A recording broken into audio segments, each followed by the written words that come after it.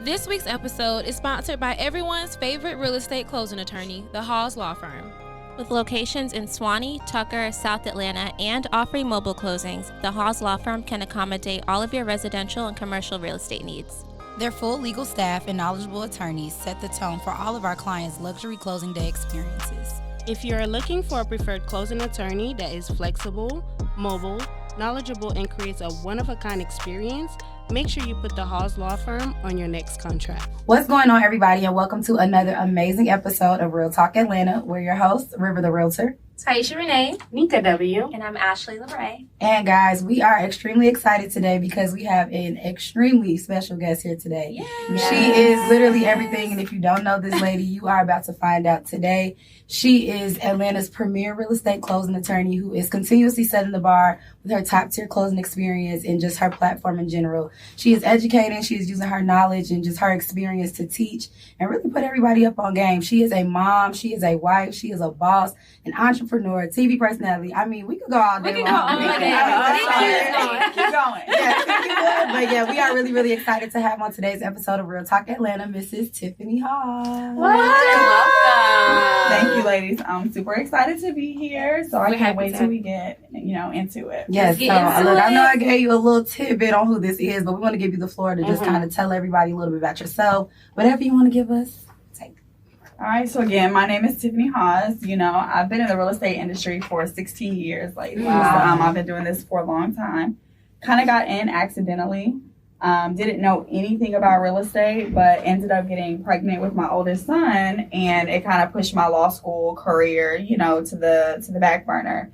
And I sent my resume out to literally every law firm in Augusta, Georgia, and the one that called me back was a real estate attorney's office. Nice. And that was my introduction to the industry. And so I started off as a paralegal, went to law school at night.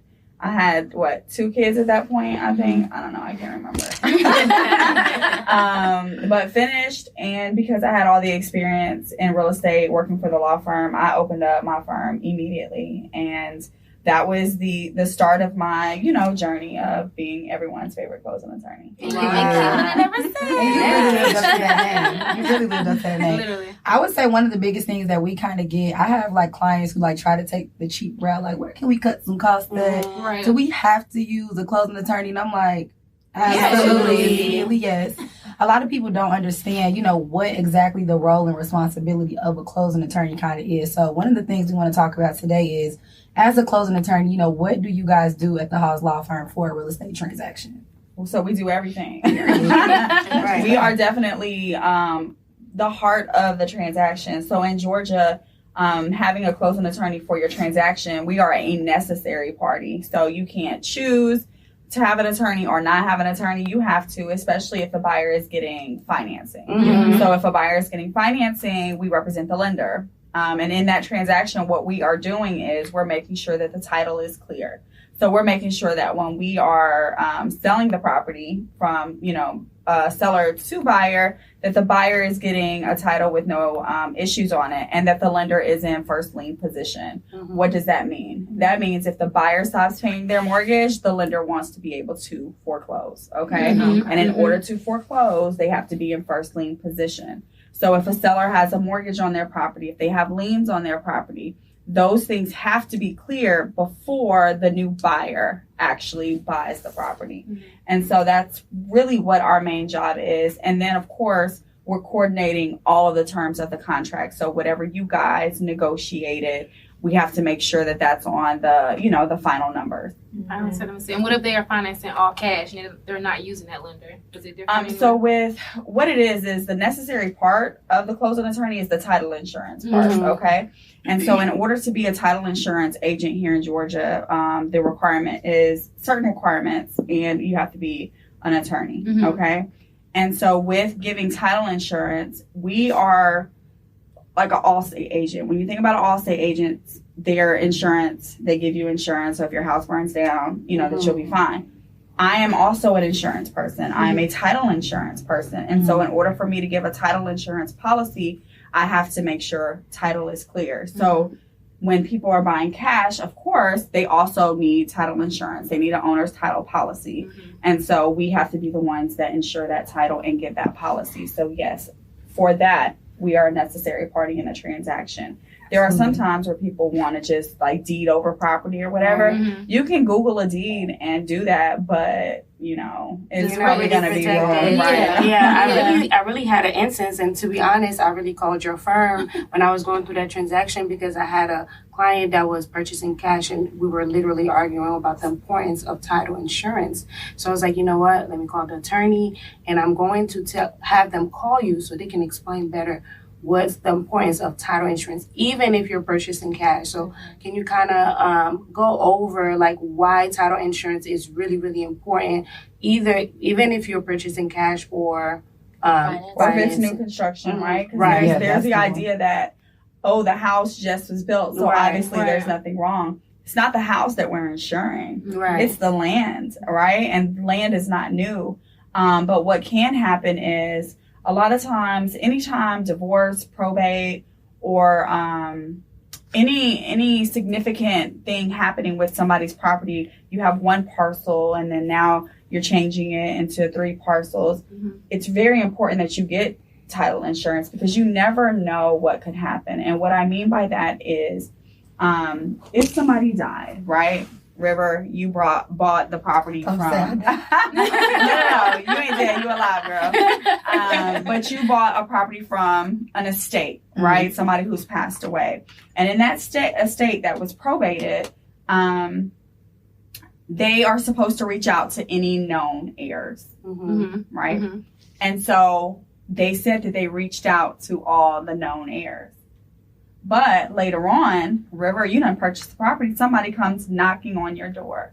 And you're like, hey, you know, this was my father's house. And I am supposed to get, you know, a portion of the proceeds or whatever. And you're like, you know, so you call me like, I got somebody knocking on the door. Well, this person was never notified, right? Because it was the son that nobody knew about, right? But he was actually an heir to the seller who sold you the property. You have an issue right now, right? Because you got somebody coming to your door saying that they actually have an interest in your property. Who is going to hire the attorney? Because they're really thinking that they have some money in this house. So they're coming at you hard. And now you have to hire an attorney. Now you have to go to court and you got to litigate this house that you think is yours, right? You bought your owner's title policy. You paid $550 for it. You have it for the entire time that you own the property. You don't have to do a thing. Your title insurance is going to fight that for you, right? Okay. I thought this was real for a second. That's why no, it's real. That's real. And I'm giving you these examples. These are real live things that actually happen. Owner's title insurance also clears a lot of times y'all don't even know we're clearing title simply because the seller had an owner's title policy. Like I mentioned before, whenever you have a mortgage on the property, us as a closing attorney have to make sure that we collect to pay off the seller's mortgage. Well, what that mortgage company also has to do is they have to cancel that mortgage. And if they don't cancel it, then it looks like it's still open. This is one of the most common title issues that happen all the time.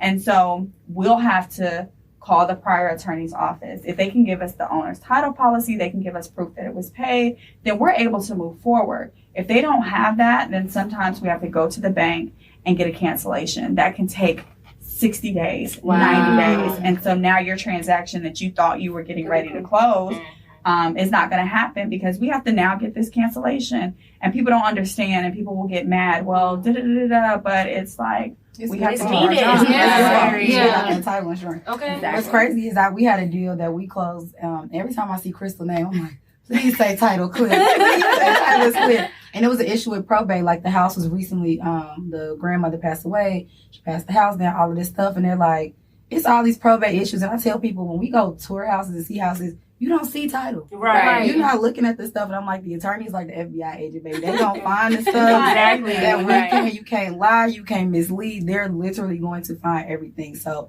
I think that's a really good tip, which kind of like segues into what we want to talk about in terms of an attorney's tip to a buyer or a seller. Like we have our tip with what you can do to sell your house and get you to that under contract point. But as an attorney, like what's a tip for a buyer and then a tip for a seller that you would give? For a tip for a buyer is don't lie, right? So Wait, say that again. Look in the camera and say a tip for a buyer is don't lie, right? A lot of times people think that you go get your credit fixed and they get everything removed, right, from your credit. So you get all these liens removed, all these unpaid credit cards, all this stuff, right? And then the lender will order title. And when we search the title, we don't just search the seller's name. We also search the buyer's name. So let me tell you what creditors do. They'll go get a judgment and they'll file a lien in the real estate records. IRS does the same thing. It doesn't mean that you own property, but they'll do it so that when you do own property, they'll attach it immediately. Wow. Oh, wow. I did not know that. And we search it, right? Because we want to let the lender, again, we represent the lender. So our job is to let the lender know what's going on. If you are a good buyer, if you have any other financial obligations, because then that's factored into your net to debt ratio, right? Wow. And so they'll get all that stuff removed. And then we'll get the title, and it's like, hey, what's going on here? You know? And so then we have to, of course, present it to the lender. And so it might be an IRS state lien, or it might be these credit cards. And so then the lender has to decide, like, hey, do you have to pay this off? Can you get on a payment plan? And again, all of that factors in to your net to debt. So you can now be unqualified for a home, you know, because you weren't expecting this, because you went and got everything removed. But the truth is, nothing is ever really removed. There's ways to get it and find it, and we do it. And we're not trying to prevent somebody buying a home, but we have to make sure that the lender is aware. It won't affect the lender's position. They'll always be in first priority. But what will happen is when the buyer goes to sell their property, the liens have to be paid before they sell, right? So if you have a $60,000 tax lien, you buy a house, you bought it at appraised value, you try to sell it in a year, you got to pay commission, you got to pay all whatever fees, and you got to pay this $60,000 IRS lien. How much money are you walking away with? Zero. Yeah. $0. And so for the buyer, just be honest, you know, like, a closing attorney, your lender, we're here to help. We're not here to prevent you. So if there is a roadblock, let us know so that we can tell you, like, okay, let's do it this way. Let's go about it this way. For sellers, if you've had a divorce, if somebody has died, or if you've had bankruptcy, let your real estate agent know. Yes. People think that, like, oh, it's not going to affect it.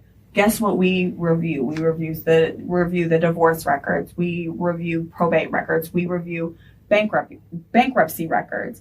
And I had a client, a real estate agent client, who she was the listing agent. She listed the property. Her clients never told her that they were going through a divorce. Working on that deal. Okay, Yes. never told her that they were going through.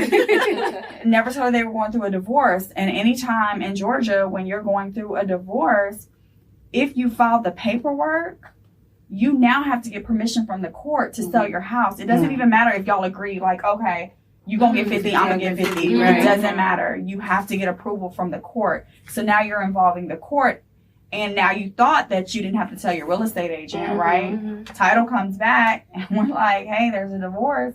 It's not finalized. Like, we have to take this a step further. And then it's like, oh, well, they didn't tell me that they were getting a divorce. So then it becomes possibly an awkward situation because people don't want to tell people their business. People think divorce and all these things are bad things. It's a part of life. It happens, you know, but the best part is transparency for the sellers. And, you know, if you can't trust your real estate agent to tell them some of the things that's going on in your life, then you might have to decide to find somebody else that you can trust to tell them, because it's going to come out. Like, it's going to come out. I think I was going to ask you guys, because I feel like we deal with like all the crazy client stories.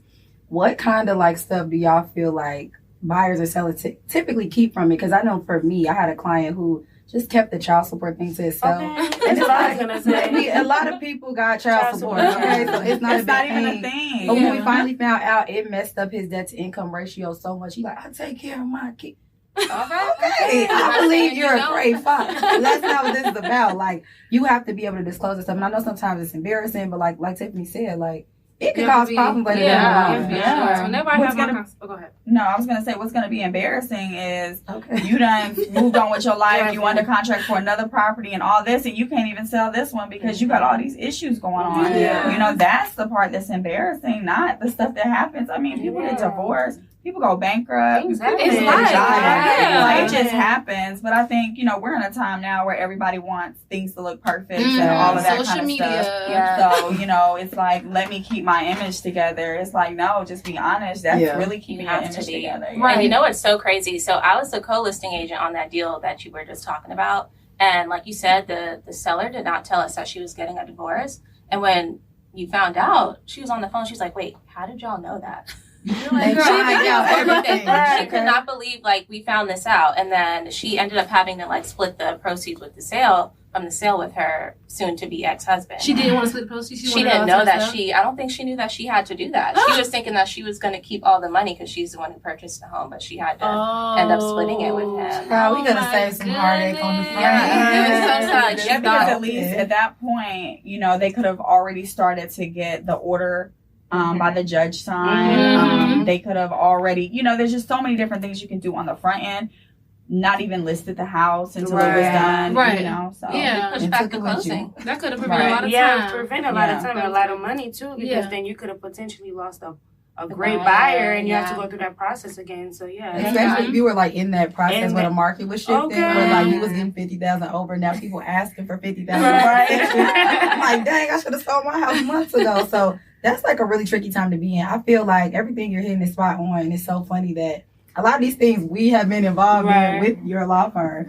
So something I really want to talk about is just the Hawes Law Firm in general, right? We all close with you guys. Yeah. I closed on my house. We both did. Yeah, I closed on my house. We closed on our house. The Hawes Law Firm is my go-to. I love the office. I love everything. You know, I'm a really big content person. Yeah. I love my money gun. We had to close the office. So we just want to know a little bit more about just kind of like your thought process behind it. Like, I feel like you have such a unique just closing experience in general. Like, how did you come up with this concept? Like, just the whole thing in general. Well, they used to be unique. You know, there's a lot of people. The imitators and duplicators. There's one original. They out there. But really what it was like I told you my story. I started in this industry years ago, and how the closing attorneys look, they did not look like me. It white male dominated. Absolutely. And it was transaction based. It was you come in the office, you sign the paperwork, and you leave. And that's it. For us, especially, you know, African Americans, buying a home, sometimes you might be the first generational home buyer in your family. This is big. This is significant. And so for me, it went beyond just being a real estate transaction. It became, let's celebrate buying a home, you know? And for me, when I first got licensed and I opened up my office, I used to go to Keller Williams, Metro Atlanta brokers and walk in like, hey, I'm a closing attorney, send me business, until I found out how it was really set up. Everybody has their preferred partners. Everybody has their thing. And I was like, oh, this is awkward, you know? And so I said, I got to find another way to get this business. I have kids and I can't do traditional networking. So then I went to social media. We're the real estate agents on social media. Y'all are there. And y'all are on hashtags. And I said, okay, I'm going to do this. Like, this is where they are. I can have access to them. I want to make this celebration thing look good, look fun, not just look good. Of course, you know, the paperwork has to be in order. The paperwork is crisp. Right. It's paramount. It's my primary concern. But I also just wanted to bring that celebratory aspect to it because it's a big thing for us. It doesn't matter, you know, if you're buying $100,000 home, your $1 million home, your second home, third home. I know for me, people think I got rich off of, and I'm not rich. Probably 39.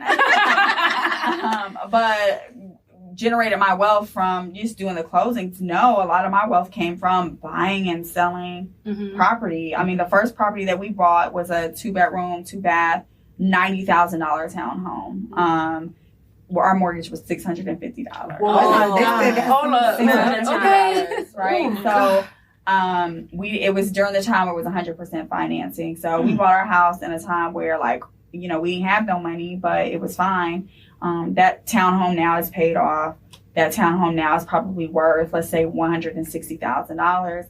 You know, now we're going to pass it on to my oldest son. So when he graduates high school, he's going to walk into almost $200,000. That's not something that I walked into, you know, when I graduated high school. So it's a big thing. Yeah, so that's a blessing. Let's celebrate this big thing. You know, it's not for the gram. It's not for that. It's really, buying a house is stressful. Right. You know, buying a house, buyers, you know, you go from excited to depressed to maybe it's going to happen to it ain't going to happen. Just To back to Yeah. all of that. You go through all those emotions when you're buying a house. And so for me, it's like, once you make it to my table, Listen. you made it. Let's celebrate. Let's do that. So. I would say when I, like, being a real estate agent, I feel like the experience is different for me. I love to see my clients happy. But when I bought my house, when I was actually sitting at that table, I'm like, oh This my is God, unreal. this feels This is different. unreal. And I definitely want to hear you all's feedback, because one of the first things I notice every time I walk in, and no shade, because what a man I be like, this is a women black, and I love the fact that it's a woman sitting at the front desk. It's a woman that's clearing title. It's a woman at it's a black owned brokerage, but it's ran all by women. And that's one of my favorite things. Because I'm a woman, obviously. I know. It's giving I cheater love girl, and I it. love it. Yeah. But for you guys, because I know we all close with them, what is like that thing about it that you guys are like? I feel like for me, you kind of notice the difference. I feel like different type of people work differently on different price points. You know, they give the $1 million a little bit more attention, a little bit more love than they give the $200,000. But I feel like when I'm at the Hawes Law Firm, every closing is the same. They still get that special treatment. They still get that special attention to detail, regardless of how much money that they're spending. Like, you're buying a home and that's it. That's period. And I love that. I remember, like, I had that transaction that was I forgot how much it was, but it was about to terminate because the title. You remember that client I had? Oh, it was a wild ride. And Tiffany, I was just calling her. I just appreciate how she was just there for me, and she was just emailing, like, giving me tips because it was something new to me as a new agent. Like, I didn't know how to really handle it, and she was just there for me in my corner, making sure that deal closed. And So that's big, because think about this. This is the lead attorney. There's a bunch of attorneys. Yeah. But Tiffany be like, okay, let me tell you. And I'm like, is this really Tiffany? But This is the thing. My staff, you know, they're part of the process, right? So it's not just your file that they're working on. They're working on multiple people's files. Me, I'm not in that process. So if you need something, you're going to get a quicker response from me. You know, I'm going to be available. So I don't mind. Like, if you got a question, I'm going to be able to answer. I'm going to be able to kick you some knowledge, you know, let you know what to do, what not to do, how we're going to, you know, make this transaction happen. And, you know, that's the place that I love to be. If I'm behind the closing table or I'm part of the process, then it eliminates my ability to be able to be there for you guys as quick as, you know, I can be. So and that's my favorite part, and this is my favorite part, communication, because with the attorney, it's like, as agents, we have to communicate with the buyer, we have to communicate with the lender. So I've been in situations where the attorneys just don't reach back out. You don't hear from them. So me at the Hawes Law Firm, I can know, like, I have everybody on speed dial. So, I gotta give a shout out to that Shayla, because this lady, Shayla be on it. on the emails. I don't care if it's 7 a.m. or 7 p.m. I don't know how she If it's Sunday or balances it. Saturday. communication is This key. lady is on it, and I'm like, this is what I like. Shayla's been Okay. with me for going on, I think, 7 years. Wow. Shayla was with me when I had probably less than 10 closings a month. And so she's like home team. She grew Hawes Law Firm with me. So, you know, she's definitely good. we Yeah, can she's take flowers. flowers. And in the same token, I wanted to really, you know, give you the opportunity to talk about some of that pressure of being one of, you know, the top Black closing attorneys here and keeping that standard as far as, like, you know, your company. Yeah, the pressure is real. Well, was real, right? The pressure of being perfect, especially in the real estate industry, and especially when you market your firm online, people are waiting for that moment to say something. People think that sometimes African American closing attorneys, maybe we don't know what we're doing, maybe we don't understand the process, maybe we don't do this. But when I'm clearing title, a lot of the same issues that can happen to us, we're having to call those white dominated real estate attorneys. Hey guys, y'all missed this.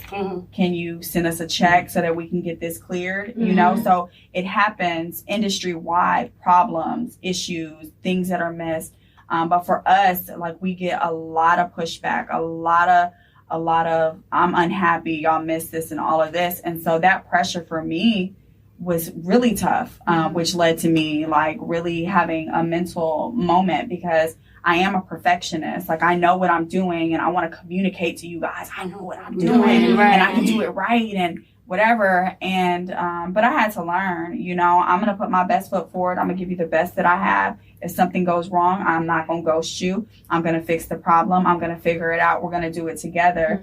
And when I have the relationships with real estate agents, it went from me wanting to be everyone's favorite closing attorney to wanting to just build relationship with those people who wanted to do business with me, whether I got it right every time or whether I didn't. And for the people who had the unrealistic expectation that everything is supposed to be perfect, y'all can go close with whoever that person is. And then when it goes wrong there, you'll circle back around to me and you'll appreciate me even more, because they're not answering their phone. They're not answering their text messages. You're not getting a response from them. You're not getting, hey, Tiffany, can you sponsor? Can you support? And I'm like, boom, of course. What you mean? You support me all the time. You're not getting that response from those people. And so you come back and be like, oh, Hey girl. Welcome back. I have to say that's one thing that I do love about the Hawes Law Firm, because most of my clients are like me, like they're young. Most of my clients are women, first-time home buyers, so they have no idea what the experience is like,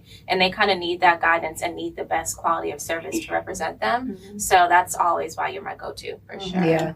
And one thing I'm glad we were able to talk about, just the idea of like, we're not perfect. We're entrepreneurs. We have businesses, but we make mistakes. And that's just part of the game. But it's really important to have a partner who's not going to go through that mistake. It's like, okay, we made that mistake, but we're in the trenches together trying to figure it out.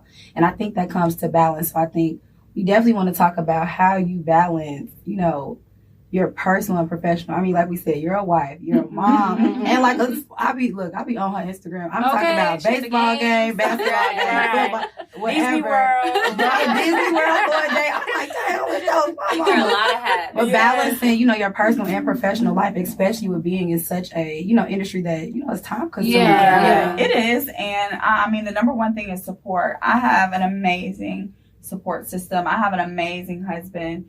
I don't know why he's married to me. I really don't. I mean, look at you. Yeah, but my attitude sucks. It's horrible. But, you know, beyond that, if I need something, he's going to be there. If I need any type of support, we have it. I have it. I couldn't do what I do without the support of my family.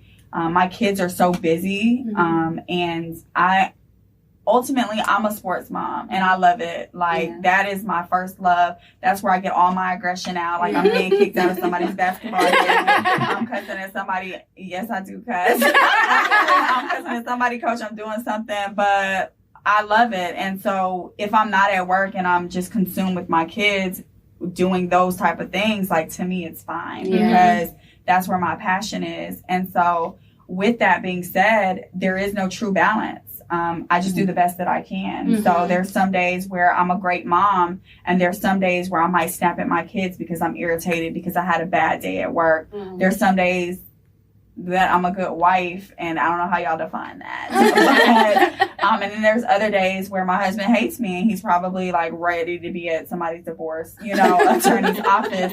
But I just try and do the best that I can and give everybody the best Tiffany that I can give. Now, prior to me going through like a little mental breakdown, I would only care about giving the best Tiffany to everybody else. And I wouldn't give the best Tiffany to myself. Now, I care so much about myself where if that means sacrificing a working relationship or something like that, I am quick to do it now because I'm like, y'all are not going to mess with my peace. You're not going to mess with my peace of mind because I can't give everybody everything and not have anything for myself. And so that self-care that everybody talks about, it seems like it's a buzzword. No, it's a real thing. And y'all ladies are still young. You know, you're in your prime. You know, you're building. And when you're in that building stage, that stress can look different. You know, you may not be where you want to be, and you have all these goals and you're trying to obtain those and do all of those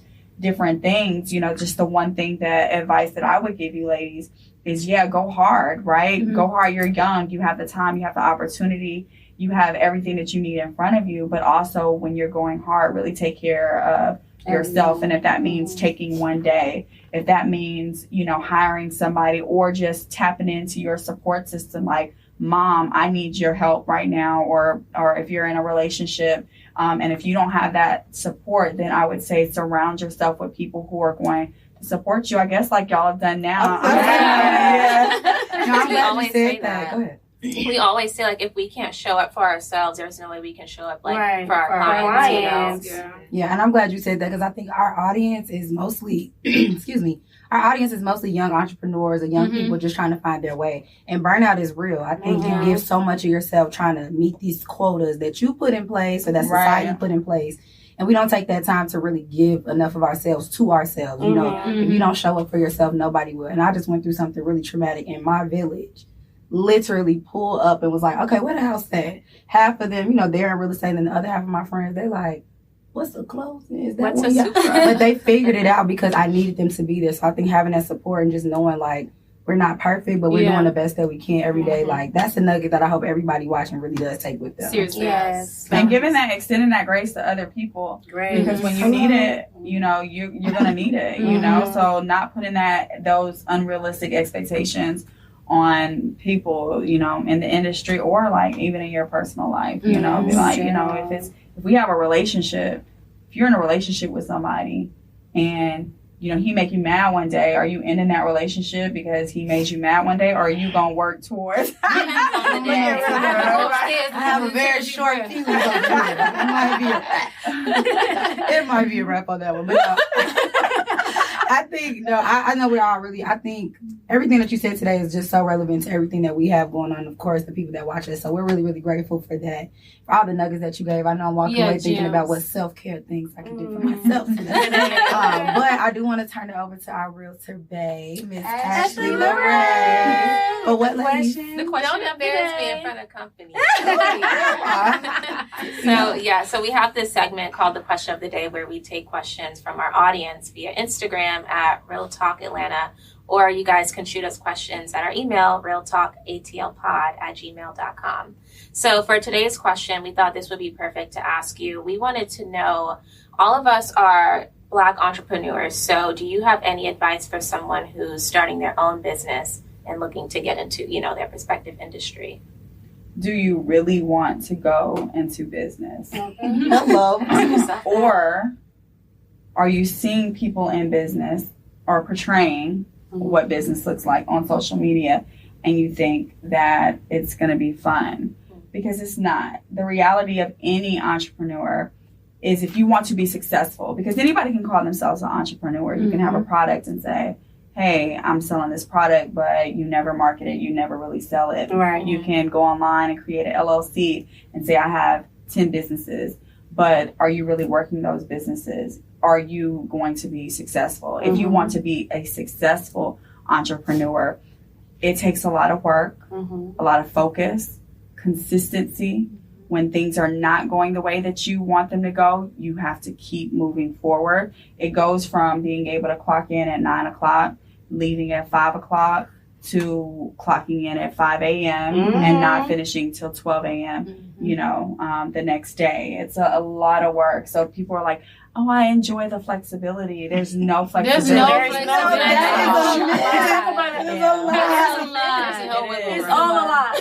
It's a lot. If you want to be successful, so you have entrepreneurship, and then you have a successful entrepreneur, right? And so if you want to be successful, then it's going to take a lot of sacrifice. You know, when you want to go hang out or when you want to do things, sometimes you're not going to be able to do those things for now, right? Like right now, like I said, y'all are young. This is the time to build. This is the time to build so that when you do get older, you'll have that money, you'll have things in place, and you won't have to work as hard, you know, in your business because you would hire people. You'll have, you know, put things in place, processes, systems, and all of those type of things.